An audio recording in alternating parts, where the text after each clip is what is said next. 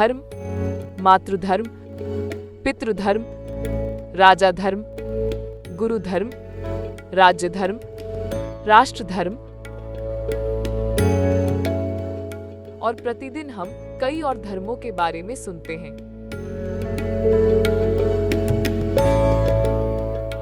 ऊपर से एक राजनेता ने तो यह तक घोषित करने लगी कि गंदा धर्म है।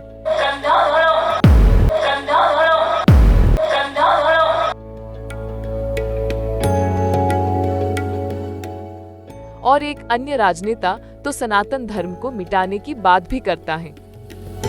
சனாதனம் என்பதை எதிர்ப்பதை விட ஒழிப்பதே நாம் செய்ய வேண்டிய முதல் कार्यமாகும்। सनातन जो है उसे विरोध करने के बजाय नष्ट करना हमारी पहली जिम्मेदारी है।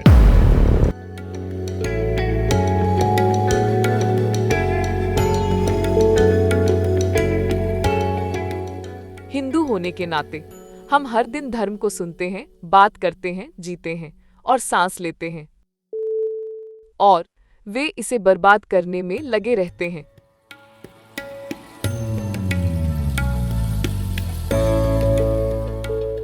लेकिन क्या हम जानते हैं कि धर्म का वास्तविक अर्थ क्या है?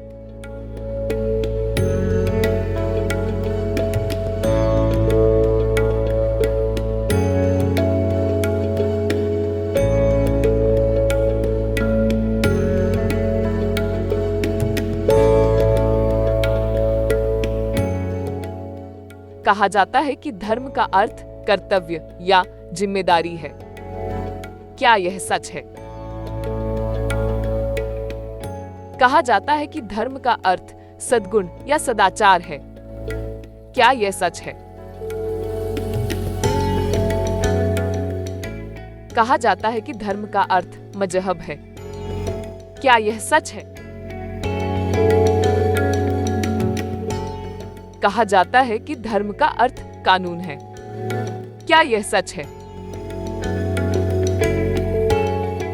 सचमुच इनमें से कोई भी सीधे तौर पर सही नहीं है। सचमुच है।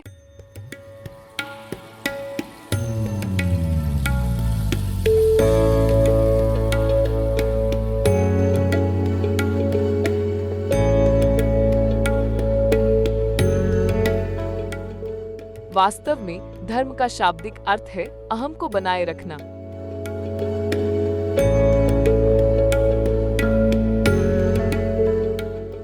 धर्म की लोकप्रिय परिभाषा कहती है, धर्म शब्द का निर्माण ध्रुव और मां उपसर्गों से होता है, जहां ध्रुव का मतलब है धारण करना या सहारा देना, और मां प्रत्यय एक क्रिया या मूल शब्द को संज्ञा में बदलता है जो किसी कार्य का वर्णन करता है या वह व्यक्ति जो कोई कार्य करत है। यह प्रत्यय मां किसी ऐसी चीज का भी वर्णन करने के लिए इस्तेमाल किया जा सकता है जो कोई विशेष गुण या कार्य धारण करती हो, जिसके आधार पर धर्म का लोकप्रिय अर्थ है जो धारण करता है या सहारा देता है।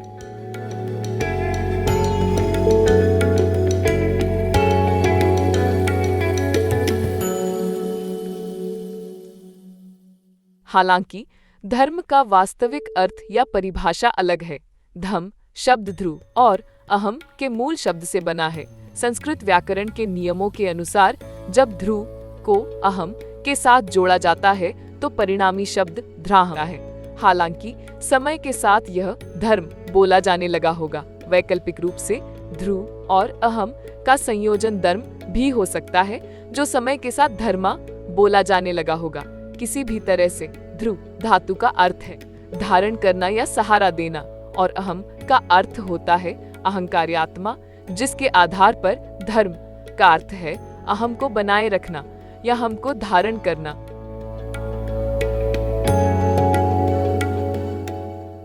सारांश में धर्म अहम से संबंधित है, जो कि एक व्यक्ति की स्वयं या अहंकार को कहते हैं।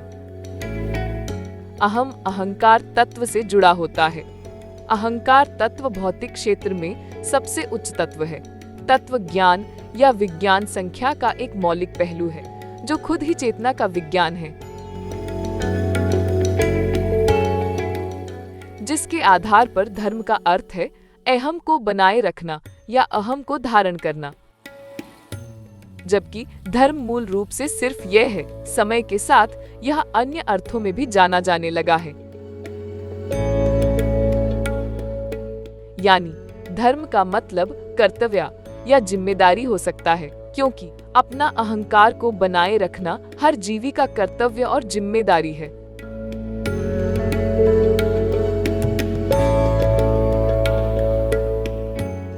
धर्म का अर्थ सद्गुण या सदाचार भी हो सकता है, क्योंकि अहम को बनाए रखना एक सदाचार ही है।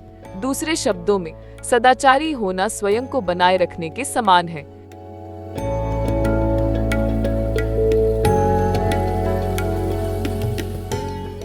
धर्म का मतलब अस्पष्ट रूप से मजहब या संस्कृति भी हो सकता है, क्योंकि हर जीवी और हर समाज के लिए अपना अहम को बनाए रखना मूलतः मजहब या संस्कृति होना चाहिए।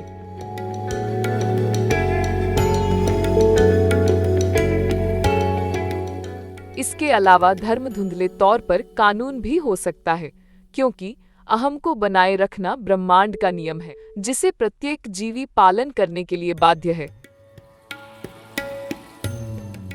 जबकि ये अन्य अर्थ लोकप्रिय हैं, वे अनिवार्य रूप से धर्म का अर्थ का सीधा प्रतिनिधित्व नहीं करते हैं, लेकिन अप्रत्यक्ष संदर्भ हैं।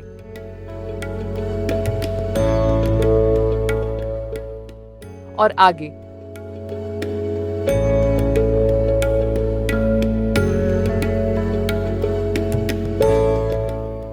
अहम भौतिक क्षेत्र में एक व्यक्तिगत आत्मा का प्रक्षेपण है।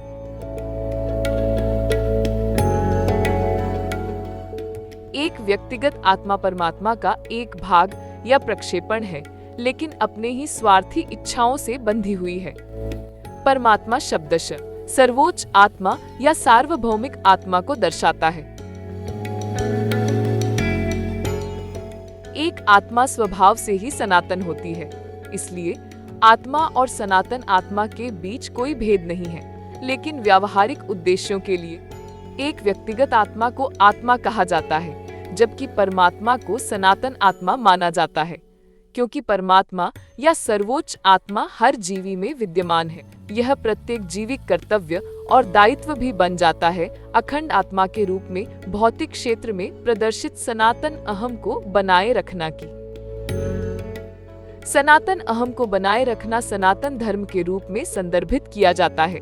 वास्तव में सनातन धर्म का शाब्दिक अर्थ है सनातन अहम को बनाए रखना।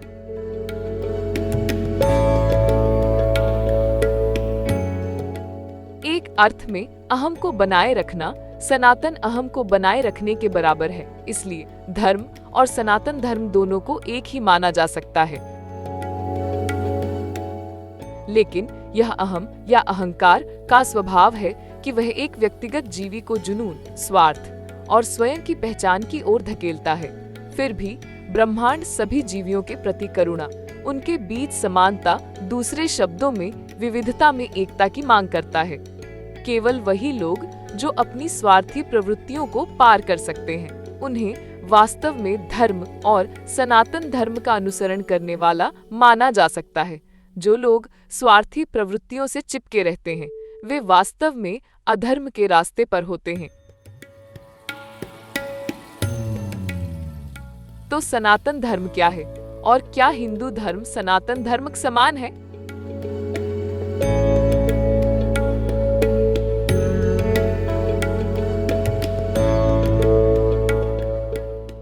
जैसा कि पहले बताया गया है, सनातन धर्म का शाब्दिक मतलब है सनातन अहम को बनाए रखना।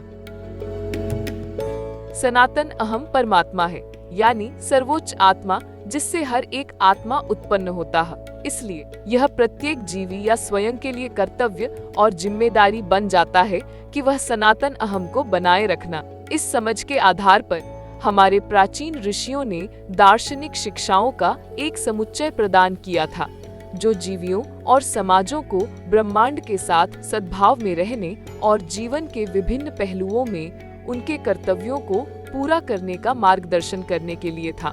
ये दार्शनिक शिक्षाओं का समूह जो सनातन आत्मा को बनाए रखने के सिद्धांत पर आधारित हैं, इसे आमतौर पर सनातन धर्म भी कहा जाता है।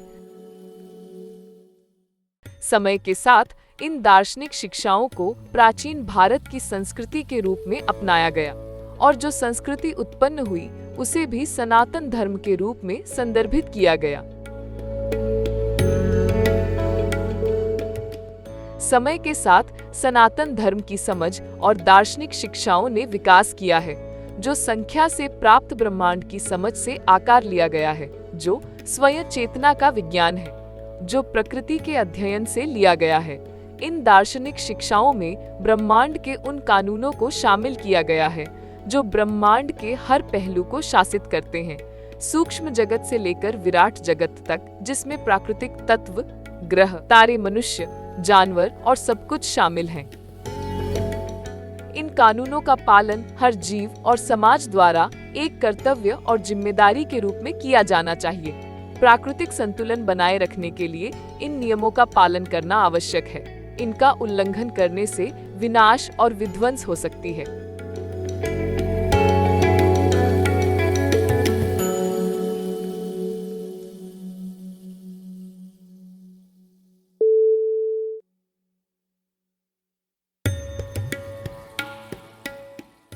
सनातन धर्म को परंपरा के अनुसार विभिन्न संप्रदायों, आध्यात्मिक परंपराओं या विचारधाराओं में विभाजित किया गया है। ये संप्रदाय सनातन धर्म के व्यापक ढांचे के भीतर विभिन्न व्याख्याएं, प्रथाएं और दार्शनिक प्रणालियों का प्रतिनिधित्व करते हैं। समय के साथ साथ क्षेत्रीय, दार्शनिक और संप्रदाय संबंधी विकासों से प्रभावित होकर विभाजन हुए। सनातन धर्म के भीतर कुछ प्रमुख संप्रदायों में शैववाद, वैष्णववाद, शाक्तवाद, स्मार्तवाद, अद्वैत वेदांत, द्वैत वेदांत आदि शामिल हैं। बाहरी धर्मों को भी संप्रदायों के रूप में स्वीकार किया जाता है, चाहे वे पारस्परिकता प्रदर्शित करें या ना करें। इसी कारण से सनातन धर्म अन्य बाहरी धर्मों के साथ शांतिपूर्ण सह अस्तित्व को अस्वीकार नहीं करता है। प्रभावी रूप से सनातन धर्म के भीतर प्रत्येक संप्रदाय को एक अलग मजहब माना जा सकता है। एकम सत्य विप्रा बहुधा वदंती का अनुवाद है, सत्य एक है पर बुद्धिमान लोग उसे अनेक प्रकार से व्यक्त करते हैं। यह वाक्यांश सनातन धर्म का बहुलवाद के मूल विचार को समाहित करता है। यह आधारभूत सिद्धांत समझाता है कि सनातन धर्मेतर विभिन्न संप्रदाय क्यों विकसित हुए, जबकि अज्ञी एक द्वितीय अंतिम वास्तविकता मौजूद है। विभिन्न आध्यात्मिक परंपराएं अपने व्यक्तिगत दृष्टिकोणों, सांस्कृतिक संदर्भों और आध्यात्मिक अनुभवों के आधार पर उसे विविध तरीके से प्रस्तुत करती हैं।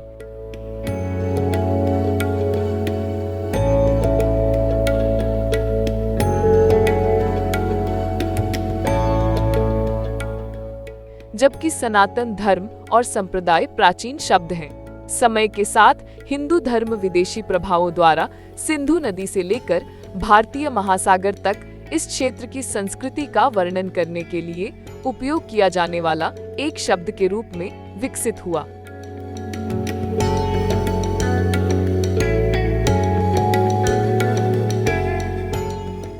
इसलिए संस्कृति की दृष्टि से सनातन धर्म और हिंदू धर्म मूल रूप से एक ही हैं, क्योंकि दोनों एक ही आध्यात्मिक और सांस्कृतिक निरंतरता का प्रतिनिधित्व करते हैं, जिसने पिछले कई सहस्राब्दियों में भारत के जीवन जीने के तरीके को आकार दिया है। सनातन धर्म के दार्शनिक शिक्षाएं वह आधारशिला हैं जिस पर भारतीय संस्कृति, जिसे हिंदू संस्कृति कहा जाता है, पनपी हैं और पीढ़ियों से कला, साहित्य, सामाजिक संरचना और आध्यात्मिक प्रथाओं को प्रभावित किया है। हालांकि उपयोग की दृष्टि से सनातन धर्म वास्तव में एक अंतर्निहित शब्द है जो जीवन, आध्यात्म और नीति के शाश्वत मूलभूत सिद्धांतों का उल्लेख करता है। दूसरी ओर हिंदू धर्म अधिक स्पष्ट, बाहरी रचना वाला शब्द है, जिसका उपयोग सांस्कृतिक और धार्मिक अभ्यासों को वर्णन करने के लिए किया जाता है।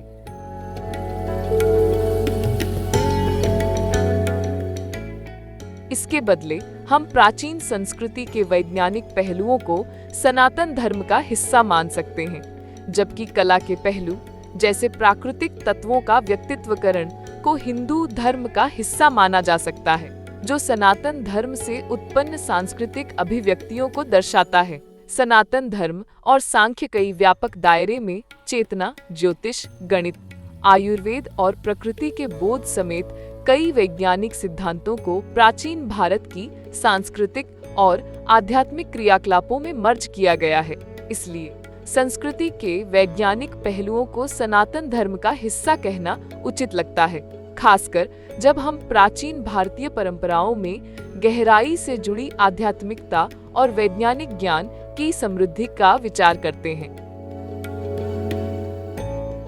इसके अलावा आज जिस तरह से समझा जाता है, हिंदू धर्म अक्सर सनातन धर्म की आध्यात्मिक नींव से विकसित सांस्कृतिक, कलात्मक और रीति रिवाजों वाली अभिव्यक्तियों पर जोर डालता है। कलात्मक प्रथाएं जैसे कि देवताओं, मूर्तियों और रीति रिवाजों के जरिए प्राकृतिक तत्वों का मूर्त रूप में प्रस्तुत किया जाता है। हिंदू धर्म की प्रमुख विशेषताएं हैं और सांस्कृतिक प्रकटीकरण के अधिक प्रत्यक्ष साधन के रूप में कार्य करती हैं।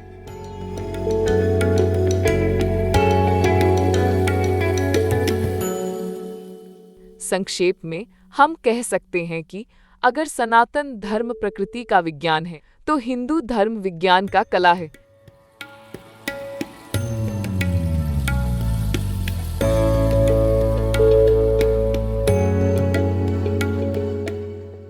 धर्म और अधर्म क्या है?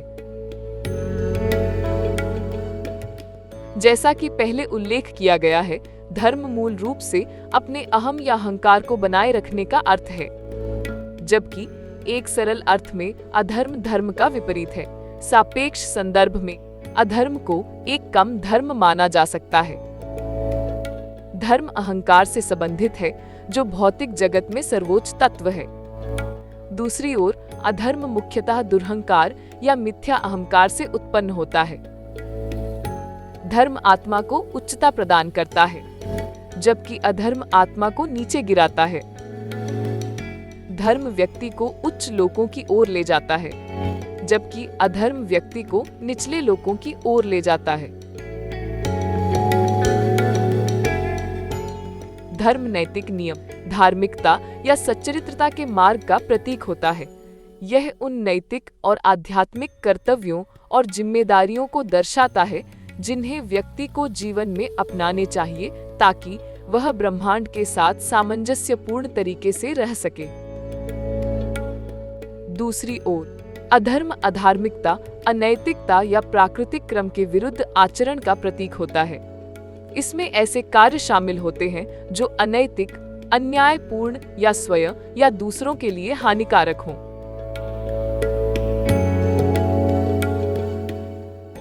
धर्म ब्रह्मांड में प्राकृतिक क्रम को बनाए रखता है और जीवन के सभी पहलुओं में सामंजस्य सुनिश्चित करता है। यह न केवल मानवीय व्यवहार को नियंत्रित करता है, बल्कि उन प्राकृतिक और दैविक नियमों को भी नियंत्रित करता है जो दुनिया में संतुलन बनाए रखते हैं। जबकि अधर्म धर्म के विपरीत है और ब्रह्मांड में असंतुलन पैदा करता है और अव्यवस्था का कारण बनता है। जब अधर्म प्रबल होता है, तो यह अराजकता, पीड़ा और विनाश की ओर ले जाता है।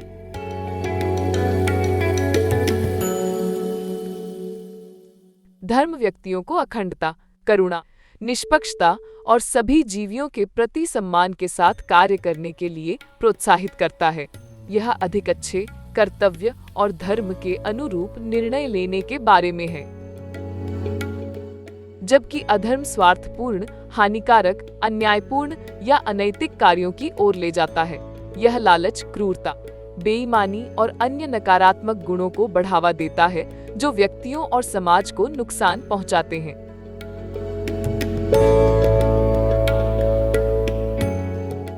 धर्म का पालन सद्भाव, शांति और सकारात्मक कर्म लाता है, जो अंततः एक व्यक्ति को मोक्ष की ओर ले जाता है। दूसरी ओर अधर्म के अनुसरण से नकारात्मक परिणाम, असामंजस्य, पीड़ा और बुरे कर्म का संचय होता है, जिससे आध्यात्मिक प्रगति में देरी हो सकती है।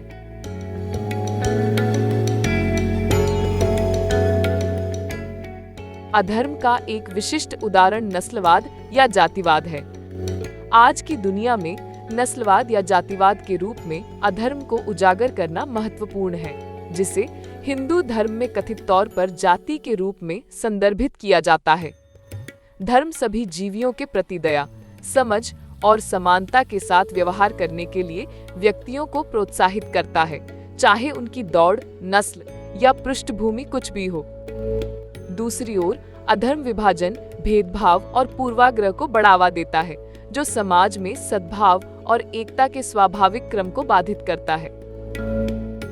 हिंदू धर्म के संदर्भ में मैकॉलेवादी जाति या तथाकथित जाति व्यवस्था को हिंदू धर्म में एक अंतर्निहित बुराई के रूप में प्रचारित करते हैं। हालांकि इस समानता को अधिक से अधिक एक भ्रांति और धोखाधड़ीपूर्ण प्रचार के रूप में देखा जा सकता है, जिसे हिंदू धर्म को बदनाम करने वाले दुर्भावनापूर्ण तत्वों द्वारा बढ़ावा दिया जाता है। हिंदू धर्म अपने मूल में सिर्फ धर्म और अधर्म के बीच अंतर सिखाता है, बस इसलिए कि कुछ व्यक्ति अधर्म का रास्ता चुनते हैं। इसका मतलब ये नहीं है कि सनातन धर्म या हिंदू धर्म इसे बढ़ावा देता है। जो कोई भी ऐसा दर्शाने की कोशिश करता है वह या तो अज्ञानी है या दुर्भावनापूर्ण है।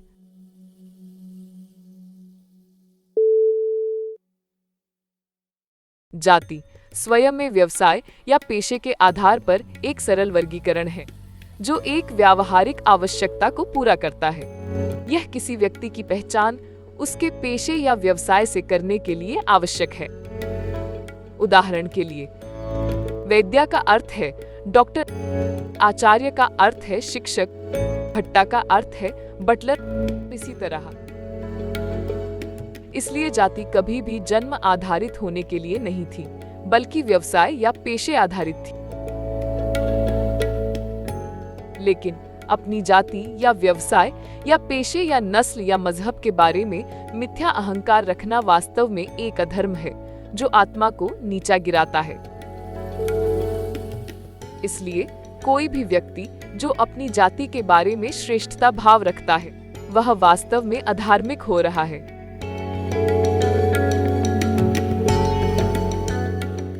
अंत में गंदा धर्म एक विरोधाभास है। गंदा धर्म वाक्यांश, जिसका अर्थ है अपवित्र धर्म, एक विरोधाभास है। यह दुष्ट देवता कहने के बराबर है।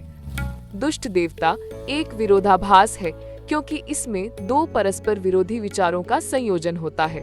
देवता, जिसे आमतौर पर अंतिम अच्छाई और भलमनसाहत के प्रतीक के रूप में समझा जाता है, और दुष्टता, जो नैतिक भ्रष्टाचार या दुष्टता का प्रतिनिधित्व करती है। अधिकांश धार्मिक परंपराओं में देवता को सर्वोच्च अच्छाई के रूप में देखा जाता है, जिससे एक दुष्ट देवता की अवधारणा तार्किक रूप से असंगत हो जाती है। इसी तरह जिस संदर्भ में राजनेता ने इसका इस्तेमाल किया था, गंदा धर्म वाक्यांश, जो लगभग अपवित्र या अशुद्ध या गंदी धर्म के बराबर है, एक विरोधाभास माना जा सकता है। धर्म शब्द आमतौर पर धार्मिकता, नैतिक नियम को संदर्भित करता है, जहां यह शुद्धता, नैतिक आचरण और आध्यात्मिक सत्य का प्रतिनिधित्व करता है। गंदा शब्द आमतौर पर कुछ गंदी, अशुद्ध या भ्रष्ट चीज को संदर्भित करता है। इसलिए इन दो शब्दों को मिलाकर एक विरोधाभास पैदा होता है, जिससे यह विरोधाभास बन जाता है।